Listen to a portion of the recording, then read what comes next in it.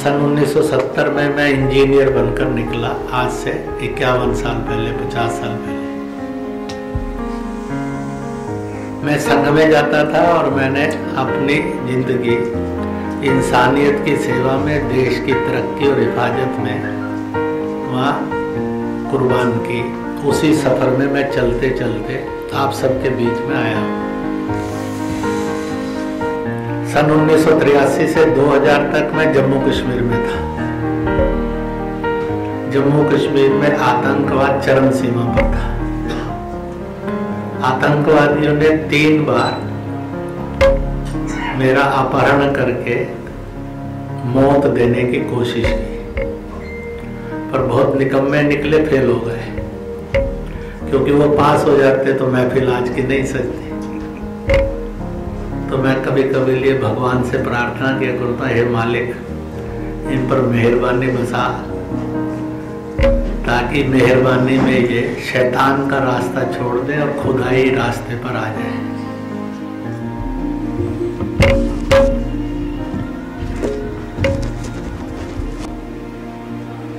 उनके 2 बड़े नेता इस आगरा में हमारी और उनकी मुलाकात के लिए आए। कल सुबह 10:30 बजे उनसे मुलाकात हो गई और उनके कुछ प्रमुख लोग भी आए। और उस मुलाकात के बाद हम इकट्ठे एक प्रोग्राम में जाएंगे जहां 200 से अधिक मुसलमान राम मंदिर के लिए अपनी निधि का समर्पण करेंगे। इस समय तक हजारों मुस्लिम कार्यकर्ता देश भर में लग चुके हैं और कुछ लाख मुसलमान अपनी राशि दे भी चुके हैं। अभी 26 जनवरी को जब गणतंत्र का मजाक हो रहा था, उसी दिन सुप्रीम कोर्ट के फैसले के अनुसार राम जन्मभूमि का केस खत्म होते हुए सुन्नी मुसलमानों को 5 एकड़ जमीन दी गई थी। 26 जनवरी को उन्होंने उसकी नींव रखने का कार्यक्रम किया था। तब मुझे अयोध्या के हिंदू और मुसलमानों ने पूछा था क्या करना है। मैंने कहा था आप भी जाइए, क्योंकि उनका जनरल निमंत्रण पत्र है, सीमित निमंत्रण पत्र बहुत बहुत कम संख्या को है। गए थे और लगभग 15-16 हिंदुओं ने वहां जाकर 1100 रुपये से लेकर 11,000 रुपया तक उस मस्जिद के निर्माण के लिए भी दिया। अयोध्या के, फैजाबाद के अखबारों में बहुत बड़ी बड़ी खबरें भी वो छपी, क्योंकि सब इबादत गाहें मालिक की हैं और हर इबादत गाह में पूजा करने की, इबादत करने के तरीके भी अलग अलग हैं। शिव मंदिर में अलग होगा, विष्णु मंदिर में अलग होगा, दुर्गा माता के मंदिर में अलग होगा, गणपति के में अलग होगा। ऐसे ही शिया वाली में अलग होगा, सुन्नी वाली में अलग होगा, मस्जिद में अलग होगा, खानका में अलग होगा, अहले हदीस अहले सुन्नत में अलग अलग होगा, गोरा में या देवबंदियों में अलग होगा। बहावे इस्लाम के मानने वाले अलग ढंग से करते होंगे, कैथोलिक प्रोटेस्टेंट में अलग होगा, सिखों के भी अलग अलग गुरुद्वारों में अलग अलग इबादत के तरीके हैं, आर्य समाज में भी है। और इसलिए अपने हिंदुस्तान में कहा गया है मजहब नहीं सिखाता आपस में, और जब मजहब में कट्टरता आती है तो कैथोलिक प्रोटेस्टेंट भी खून खराबा करते हैं, शिया सुन्नी भी गर्दन उतारते हैं। और इसलिए कट्टरता इंसान की और इंसानियत की दुश्मन नंबर 1 होती है। और इस कट्टरता का फायदा कभी मुगल आक्रांतों ने, कभी ब्रिटिश और ईसाई आक्रांतों ने, और बाद में राज करने वाली पार्टियों ने बहुत उठाया।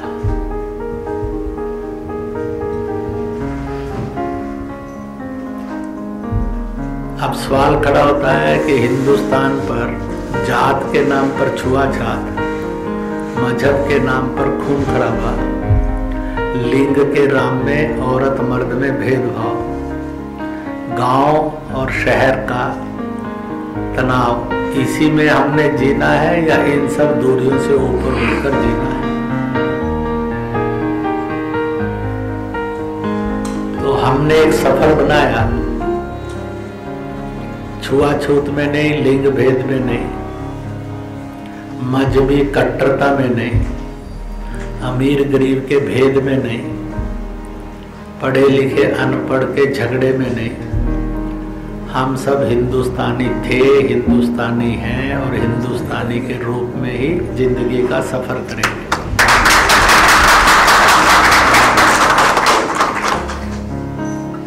हम लड़कर नहीं, मिलकर जीना चाहते हैं। नफरत और गुस्से में नहीं, मोहब्बत में जीना चाहते हैं। दोस्तों, सफर बहुत मुश्किल है, आसान नहीं है, परंतु आसान काम करोगे तो पास हो जाएंगे, मुश्किल काम करोगे तो मेरिट होल्डर हो जाओगे। तो मुश्किल काम करेंगे ताकि जिंदगी का सफर आसान और खुशहाल हो जाए, और आसान सफर करेंगे तो जिंदगी दुश्वार हो जाएगी, बहुत मुश्किल हो जाएगी, परेशानियों वाली हो जाएगी।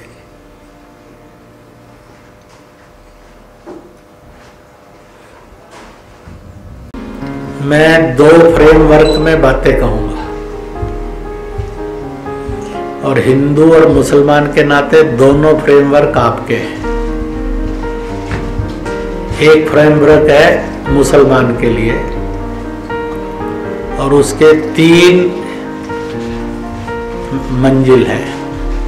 एक कुरान पाक है जो खुदाई किताब है, रसूल पर नज़ल हुई और वह लिखी है, कुछ मक्का शरीफ में, कुछ मदीना शरीफ में। दूसरा हजरत आदम जो पहले नबी हुए और जो अंतिम नबी हुए मोहम्मद साहब। कुरान शरीफ में 25-26 नबियों के नाम दिए हैं। इन नबियों ने जो किया और जो कहा उसे सुन्नत और हदीस कहते हैं। ये 3 दायरे हैं मुसलमान जिसमें परखा जाता है और चलना चाहिए उसको, ये माना जाता है।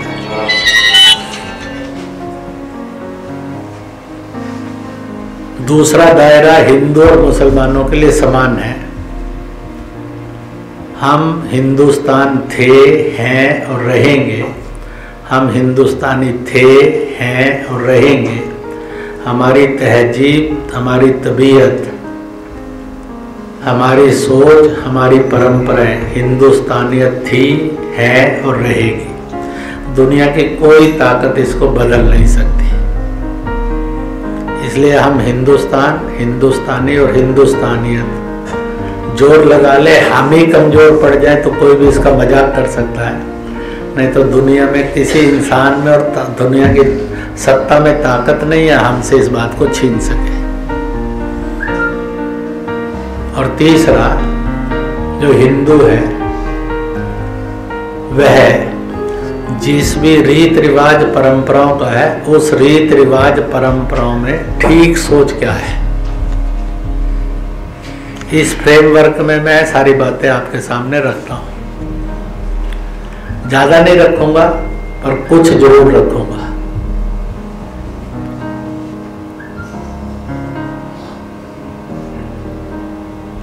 मालिक ने जब इस संसार को बनाया जिसमें इंसान था, तो उसके पास से हम रूह के रूप में, आत्मा के रूप में इस धरती पर आए। जब धरती पर आए तो हम सब की पहचान थी, हम सब इंसान हैं, आदमी हैं, मानव है। जब हम आ गए तो हमने मालिक से एक प्रश्न किया कि हमारी पहचान अब इस दुनिया में किस चीज से होगी? क्या हम जात से पहचाने जाएंगे? मालिक ने कहा नहीं। मजहब से पहचाने जाएंगे? कहा नहीं। जुबान से पहचाने जाएंगे? नहीं। अपने काम धंधे से पहचाने जाएंगे? नहीं। हम अपने बुजुर्गों से पहचाने जाएंगे नहीं, हम अपनी तहजीब से या परंपराओं से पहचाने जाएंगे नहीं। उन्हें कहा मालिक सारे में ना कर दिया, फिर पहचाने किससे जाओगे? मालिक ने उत्तर दिया था, तुम अपने वतन से पहचाने जाओगे।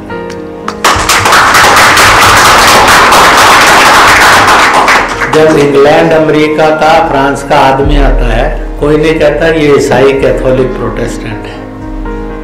ब्रिटिश, अमेरिकन और फ्रेंच कहते हैं। जब अरब का, तुर्किस्तान का, ईरान, इराक का आदमी आता है तो ये नहीं कहता ये मुसलमान आया, शिया, सुन्नी आ गया। ये कहते हैं अरबी है, तुर्की है, ईरानी है, इराकी है। जब चीन का, जापान का, वियतनाम का आदमी आता है तो कोई नहीं कहता ये बौद्ध है, महायानी, थ्योरॉलॉजी है। कहते हैं चीनी है, वियतनामी है, जापानी है। दोस्तों, हमारे मुल्क की एक खासियत है, सबके पास एक एक दो दो नाम है, हमारे पास बहुत सारे नाम हैं।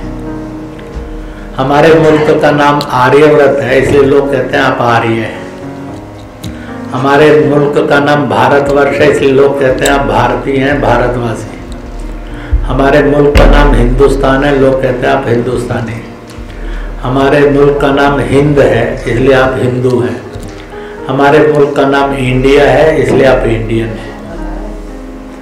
इनमें से ये सारे नाम, इनका किसी रिलीजन से कोई लेना देना नहीं। ये वतन और वतन की हकीकत के नाम है। इसलिए हम दुनिया में कहीं भी जाते हैं तो लोग कहता है इंडियन आया है, भारतीय है। कोई आपको कहता है कि इसराफ आया है, कोई कहता है ये शिल्पकार आया है, कोई कहता है ये ब्राह्मण आया है, कोई कहता है ये कुरैशी अंसारी आया है, कोई ये कहता है ठाकुर राजपूत आया है, कोई कहता है ये कांग्रेसी या जनता दल वाला आया है, बहुजन वाला है। दोस्तों, मालिक ने फैसला किया और कानून बनाया है कि इंसान तेरी पहचान, हे इंसान तेरी समूह के रूप में पहचान, तेरा वतन था, तेरा वतन है, तेरा वतन रहेगा। इसलिए हम हिंदुस्तान थे, हम हिंदुस्तानी थे, हिंदुस्तानियत हमारी तहजीब थी। दुनिया में जो चाहे जोर लगा ले, कोई इसको मिटा नहीं सकता, क्योंकि ये खुदा से, ईश्वर से दी गई पहचान है। हम भारत, भारतीय और भारतीयता से ओतप्रोत है। हम इंडिया, इंडियन और इंडियननेस वाले लोग हैं। तो ये हमारी हकीकत है। जब ये हमारी हकीकत है तो मिलकर रहना चाहिए कि लड़कर रहना चाहिए? प्रश्न ये है। हम लड़कर भी जी रहे हैं और हम मिलकर भी जी सकते हैं, परंतु अभी तक मुगल आक्रांता आए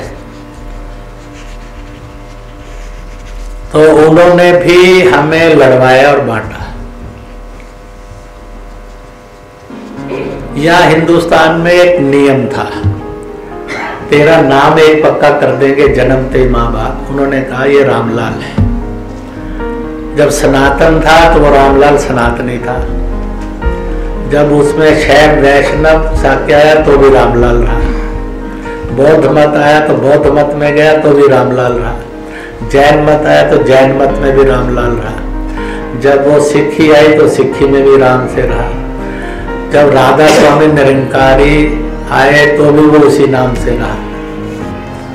परंतु ईसाइयों ने उसको रेवरेंट किया, अरबों ने उसको रहमुद्दीन किया, ताकि वह इस हिंदुस्तान की खुशबू से और मिट्टी से अलग हो जाए।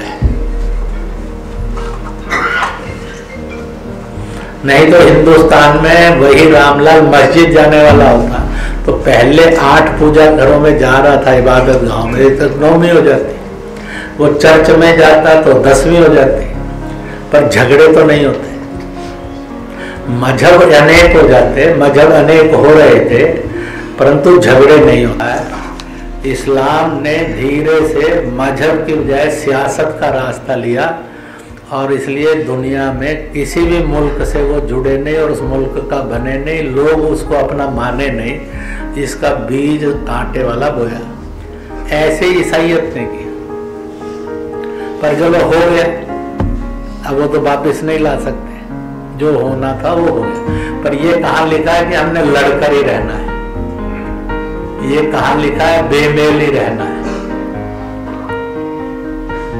और जब सब एक मालिक की इबादत गाह हैं, तो मालिक ने यहाँ एक समझदारी भेजी, हे इंसान तू मजहब के और जात के नाम पर इतना खून खराबा करेगा, तू ना करे, एक समझदारी भेज देता हूँ। एक वतन की पहचान की समझदारी भेजी, फिर एक मजहबी पहचान की भी समझदारी भेजी। लैटिन, फ्रेंच, इंग्लिश में गॉड कहा, अरबी, तुर्की, फारसी में जिसे अल्लाह खुदा कहा, गुरमुखी और पंजाबी और उर्दू में जिसको वाहिगुरु रब कहा, हिंदी, संस्कृत, असमिया, तमिल, बंगाली, मद्रासी, गुजराती आदि आदि में जिसको ईश्वर, परमेश्वर, परमात्मा कहा। उनने कहा इन नामों का मजहब से कुछ नहीं, ये जुबान के नाम है। और उसके साथ कहा, हे दुनिया के किसी भी मजहब जात का आदमी है, तो किसी भी मुल्क का है, पर ध्यान रख, मैं चाहे गॉड हूं, चाहे अल्लाह हूं, चाहे खुदा हूं, चाहे रब हूं, चाहे वाहिगुरु हूं, चाहे ईश्वर परमेश्वर हूं, पर मेरा एक आसान नाम और सरल नाम है, सारी दुनिया में मैं ऊपर वाला हूं। इसलिए आप मुझे बताओ कौन सा मजहब, कौन सा जात और कौन सा मुल्क है, मांगते समय ऊपर झोली नहीं पसारता, ऊपर देखता नहीं और ऊपर हाथ नहीं करता। आपने किसी को नीचे पीछे दाएं बाएं करते देखा है क्या?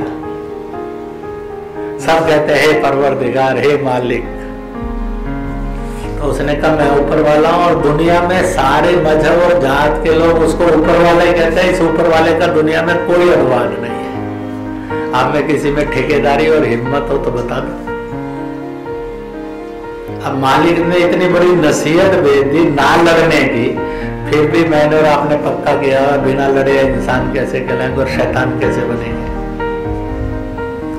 तो इंसान नहीं बनना, फरिश्ते की तरफ जाना नहीं, शैतान बनना है। इसलिए हमने कहा मालिक तूने समझा दिया हमें, तो भी हम झगड़ेंगे जरूर। ये नहीं चलेगा दोस्तों, ना चलने देंगे और ना चल सकता है।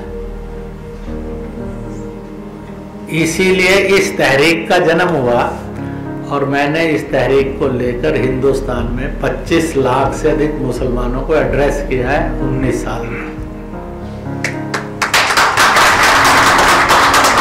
और कश्मीर से कन्याकुमारी तक किया है, गोवा गुजरात से लेकर असम मणिपुर तक किया है।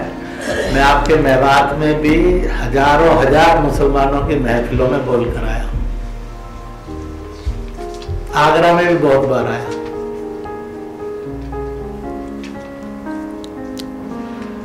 बाकी सब जल से सियासी होते हैं, इसलिए उन जलसों में हर पार्टी बताती है हम आपके लिए क्या करेंगे।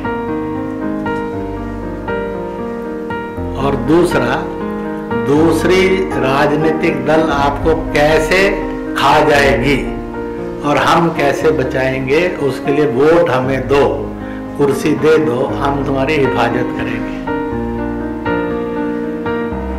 तो जिन्होंने ये समझाया आपको, आपका उनसे एक रिश्ता जुड़ गया है।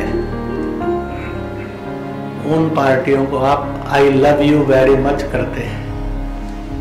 पर सवाल खड़ा होता है, आरएसएस और बीजेपी को गाली देने से आप में से किसी को बिजनेस मिला, छत मिली, रेडी फड़ी मिली, रोजगार मिला, खुशियां मिली, मोहब्बत मिली।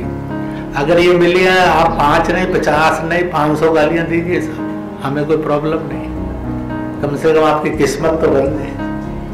और अगर किस्मत ही अंधेरे में गई तो फिर सोचो तो सही, जिनसे वोट देकर कुर्सियां दी उन्होंने आपकी तालीम तरक्की दी या बेड़ा गर्क किया। हमें आपके गाली देने से कोई परेशानी नहीं था, और हम आपके लिए वोट के लिए नहीं आए। इसलिए महफिल समाजी है, तहजीबी है और खुदाई है। सियासत से कोई लेना देना नहीं। आपके दिमाग में कीड़ा आता है तो आप उसका ऑपरेशन करा के सफाई कराइए साहब। आप काहे को कीड़े का घुन लगकर अपने आप को कैंसर करते। मैं रिटर्न एग्रीमेंट करने के लिए तैयार हूँ। आप कह दीजिए कि हमें तालीम मिली, हमें तरक्की मिली, हमें रोजगार मिला। आप 50-500 गालियां दीजिए, हम भी सिखा देंगे आपको 2-4 और। हमें क्या प्रॉब्लम। पर अगर आपका उससे बेड़ा ही गर्क हुआ है तो आप एक गलत रास्ते पर कब तक क्यों चलेंगे और इसलिए चलेंगे, मजबूरी क्या है।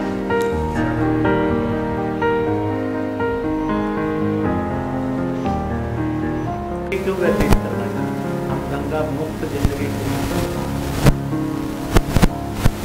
अब मजहबों में कट्टरता होकर खून खराबा हो, फसाद हो, हम ये जिंदगी क्यों जीना चाहते हैं। हम इसे मुक्त जिंदगी क्यों नहीं जीते। हम सब साझे होकर मुल्क क्यों नहीं बना सकते। आप मुख्य धारा वाले हिंदुस्तानी क्यों नहीं हो सकते। आप अल्पसंख्यक और हिंदुस्तानी बनकर कब तक तालीम और तरक्की से दूर रहोगे। आपको इतनी विशेष सुविधाएं अल्पसंख्यक की मिली तो भी आप बेरोजगार हैं। और इसलिए सच्चर कमेटी कहती है कि अनुसूचित समाज से भी आपका बुरा हाल है। तो सवाल खड़ा होता है, जब आपको अतिरिक्त सुविधाएं मिली जो आम हिंदुस्तानी को मिलती थी, उसके अतिरिक्त अल्पसंख्यक की मिली, फिर आप गरीब क्यों, पिछड़े क्यों, अनपढ़ क्यों, जलालत में क्यों, अपराध में क्यों, गरीबी में क्यों।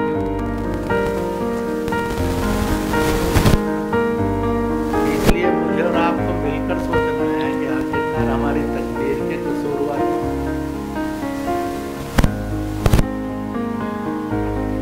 इसलिए मेरे से कोई पूछता था पढ़ते समय और पढ़ने के बाद, मैंने सामने जो आपने किसी के खिलाफ पढ़ा है,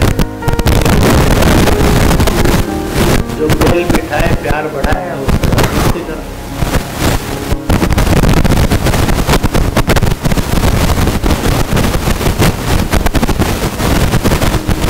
इसलिए मजहब इस्लाम में तलाक खुदा को सबसे ज्यादा नाम करना चाहिए। पता नहीं तलाक से मर्दों की दोस्ती कैसे हो गई।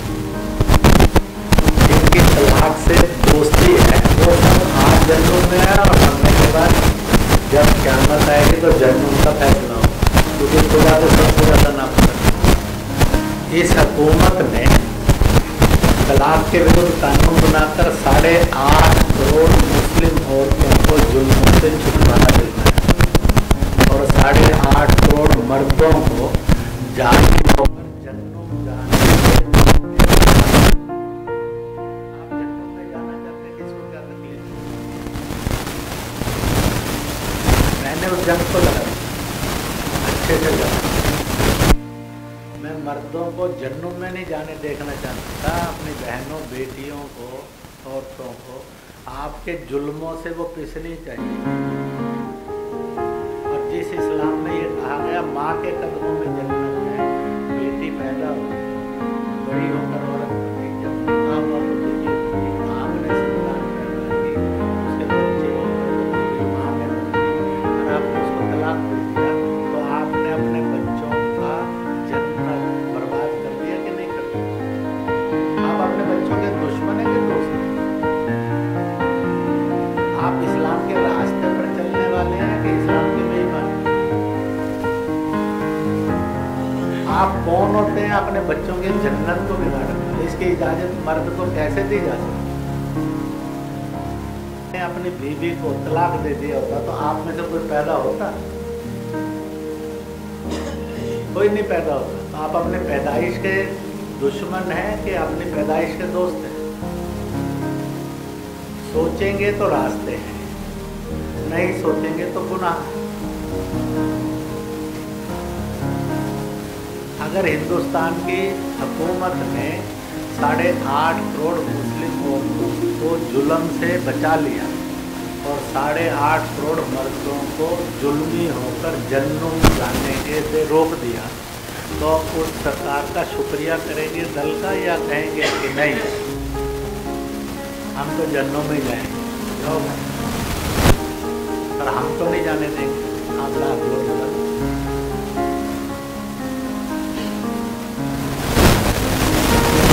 तो इसलिए सोचेंगे तो रास्ता है।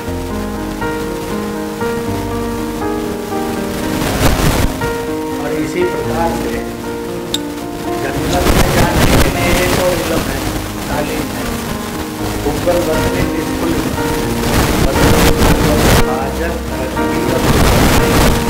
ईमान है, जिस ईमान से जन्नत नसीब। ईमान बहुत है, रोजा भी है, ज़कात भी है और रमजान भी है, नमाज भी है, ऐसे बड़े सारे। सारे एक पलड़े में डाल दो, पलड़ा खाली पड़ा ऊपर, और उसमें एक ही ईमान डालो, वतन की मोहब्बत। ऐसे ही डाल दोगे तराजू बैलेंस, इसलिए तो 50% ऑफ द ईमान माना। तो फिर अपने आगरे में, उत्तर प्रदेश में पाकिस्तान जिंदाबाद का नारा न ले मोहम्मद क्यों मिलता है? हिंदुस्तान जिंदाबाद बोलना चाहिए, क्योंकि जन्नत का रास्ता है। फिर मस्जिद में या मदरसे में या मोहल्ले में तिरंगा लहराकर मादरे वतन हिंदुस्तान बोलना, ये इस्लाम के अनुसार जन्नत का रास्ता है। हम इससे बेवफा क्यों होंगे? हमारे इस्लाम को कौन सा खतरा है? अभी ये सीएए का कानून आया, लोगों ने भड़काया ये आपकी नागरिकता छीन ले, आपसे प्रमाण मांगे जाएंगे तो क्या होगा? मैं आप सबसे एक मोटा सा सवाल पूछता हूँ, आप दोनों तरह के धर्मों के लोग बैठे हैं, कि आप में से जिनका वोट बना हुआ है और वोट डाला है, वो जरा हाथ खड़ा करें नीचे। आप सबके वोट पर पिताजी का नाम है कि नहीं? अबूजान है ना?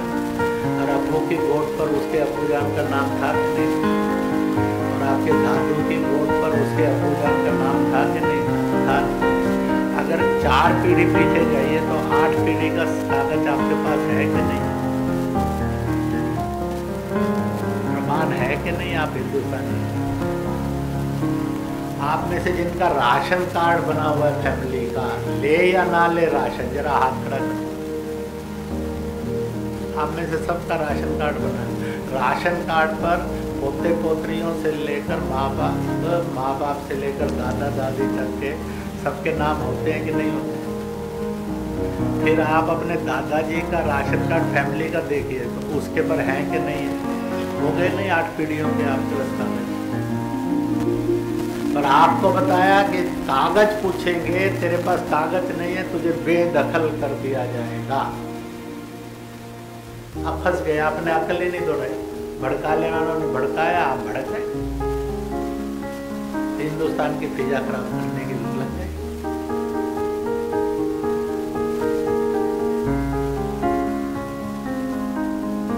जिसमें साफ था 2014 तक जो इस देश के नागरिक हैं वो रहेंगे, परंतु पड़ोसी देशों में अल्पसंख्यकों पर जुल्म है।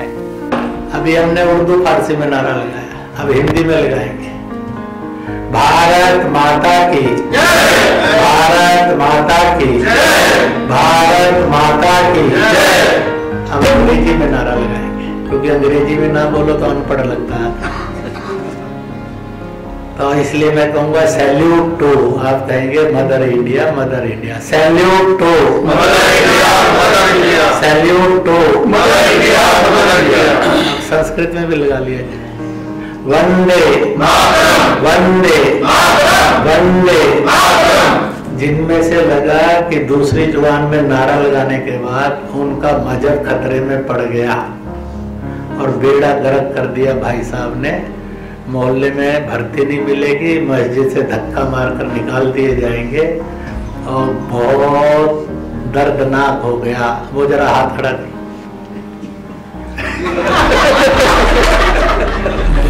ऐसा है कि इनकी समझ में नहीं आया, जो लगा भाई साहब ने हाथ खड़ा किया इसलिए मुझे भी खड़ा कर दिया, बाद में आ गया।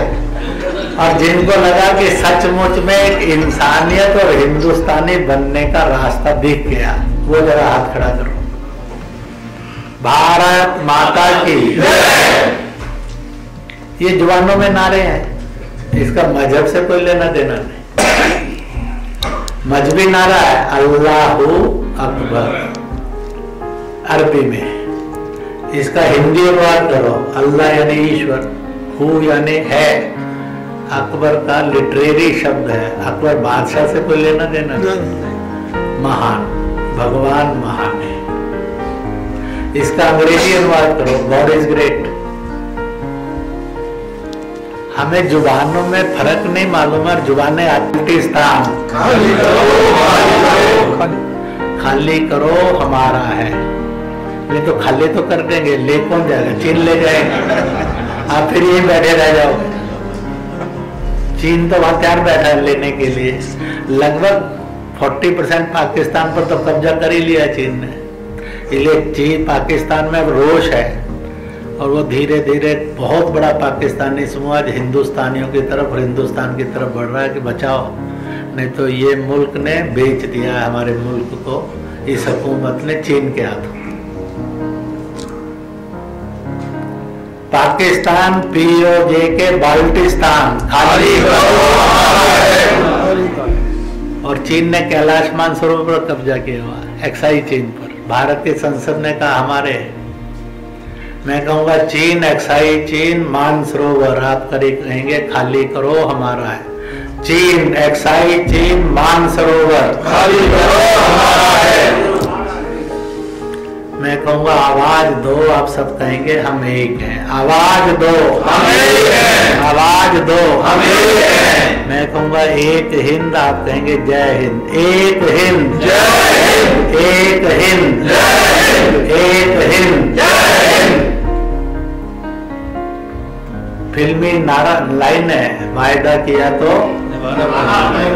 आप मुझे बताओ कि आगरा की खुशबू, खूबसूरती, रोशनी और पहचान ये क्या होनी चाहिए? नफरत, दंगा, छुआछूत होनी चाहिए कि मोहब्बत, भाईचारा, तालीम और तरक्की होनी चाहिए? भाईचारा सोच कर बताना, अच्छी तरह से तोड़ मोल लो, फिर कहो कि भाई साहब ने इमोशनली ब्लैकमेल करके करा लिया हमसे। तो हम सब पढ़े लिखे लोग, अच्छे घरों के लोग क्या ये फैसला कर सकते हैं? अगर आगरा में हजारों साल बादशाह ने अपनी बेगम की मोहब्बत में ताजमहल बनाया, अब वो प्यार और मोहब्बत सिखाता है कि नहीं सिखाता अलग बात है, पर हम जिंदा जागते आगरा के वासी दुनिया को प्यार और मोहब्बत का एक मिसाल बनकर दिखाएंगे। क्या हम अपनी नियति, अपनी खुशबू, अपनी खूबसूरती, अपना इल्म, अपनी तालीम ये बना सकते कि नहीं बना सकते? बना सकते। चाहिए कि बनाना है? चाहिए में तो बहुत चीजें होती है, मिली तो ठीक है, नहीं बनाना चाहिए। देखो आप हूँ करो हाँ करो, फंस जाओगे जल्दी से। तो इसलिए ये बनाना है। इसलिए जब मेरे से उन्होंने पूछा कि इस महफिल को सजाएंगे, तो मैंने कहा जरूर सजा लो, पक्की बात करेंगे। और ये भी मत समझना कि ये पहली बार है और आखिरी बार है, ये तो मिलने की शुरुआत है।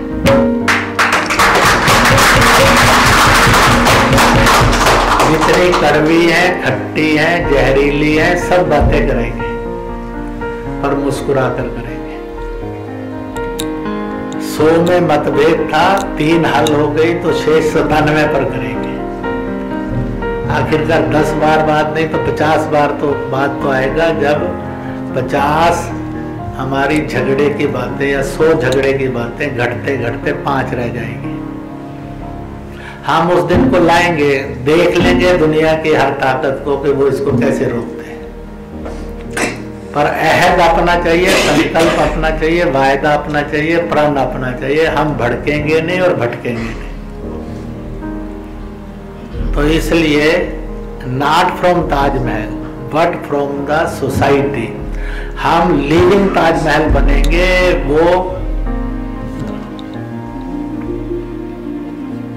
वो शानदार ताजमहल है जो कलाकृति वाला है।